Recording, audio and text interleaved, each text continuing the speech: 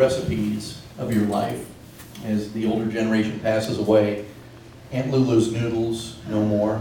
And the pan-fried chicken that Mom used to make, no more. And I think that kind of set the stage for this piece that's called The Last Cook, an obituary.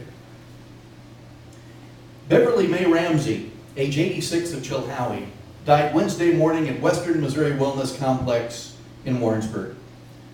She's survived by 3 sons, Marvin Ramsey and wife Sherry of Independence, Jimmy Ramsey of Dalesville, and Bart Jameson and wife Winnie of Quail Lode, Minnesota. Beverly Ramsey is thought to be the last person in the continental U.S. to use a heat-generating oven and stove in the preparation of foodstuffs for human consumption.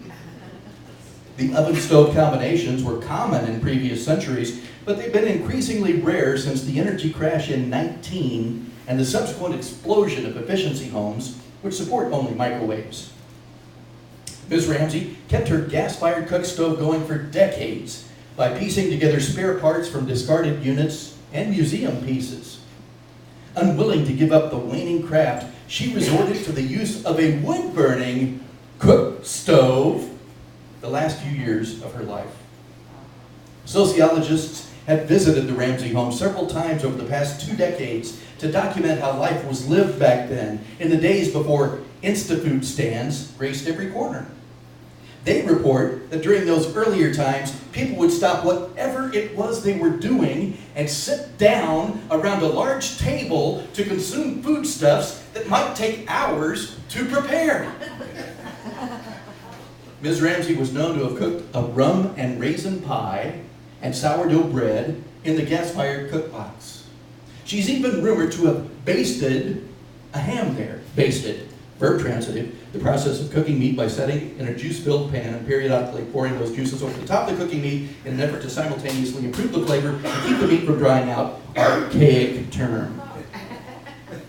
The Ramsey boys tell the tale of their mother using meat drippings to serve as a base for homemade soups and noodle dishes, though the account has not been confirmed. In this day of instant nourishment and scalable satiation, it's difficult to believe that grown men and women would spend so much time and attention on the base activity of food preparation and eating, but it appears that such was the case.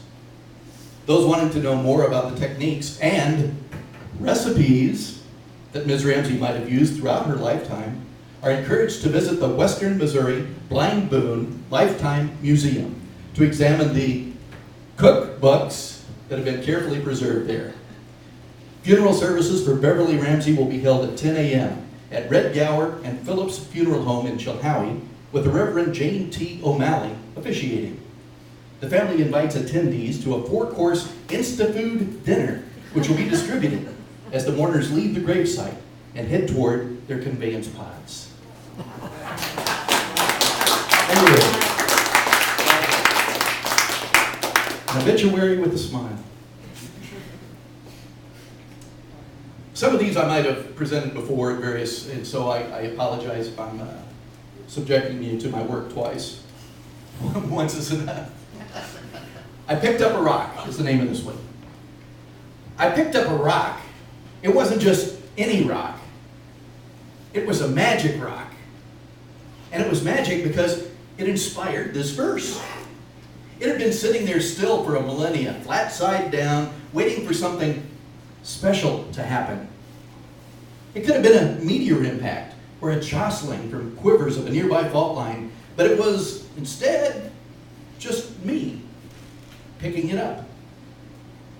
Barring the daily rotation of the Earth, its annual spin around the sun, and the expanding race of the galaxy, it was the most movement enjoyed by this rock in quite some time. But even more astounding, my rock is now 2. Its second reality encountered on this page through the glow of an overhead desk lamp. And that's why I carry the rock around with me in my front pants pocket, because it's not just a rock, it's a magic rock.